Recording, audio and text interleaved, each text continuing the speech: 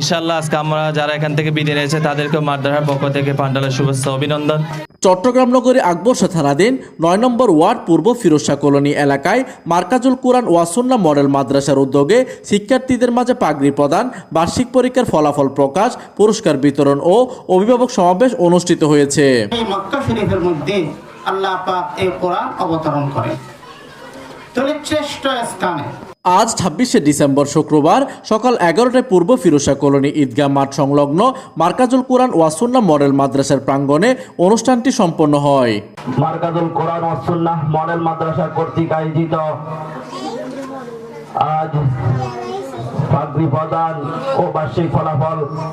উক্ত অনুষ্ঠানে মাওলানা ফেরদৌসের সঞ্চালনায় মার্কাজুল কুরআন ওয়া সুন্নাহ মডেল মাদ্রাসার প্রতিষ্ঠাতা পরিচালক হাফেজ কারি মোহাম্মদ ওমর ফারুকের সভাপতিত্বে প্রধান মেহমান হিসেবে উপস্থিত ছিলেন ফিরোজশাহ বড় মাদ্রাসার মুফতি মোহাম্মদ মাইনুদ্দিন। আল্লাহ তাআলা আমাদেরকে এখানে রেখেছে সুস্থভাবে।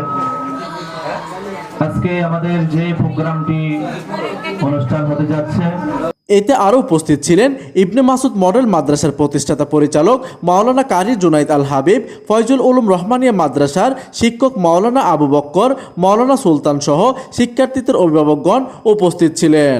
এদিকে অনুষ্ঠান শেষে দেশ ও জাতির কল্যাণে মোনাজাত করা হয়। প্রতিনিধির তথ্য ও পাঠানো চিত্রে ডেস্ক নিউজ, দিগন্তের বার্তা 24, চট্টগ্রাম।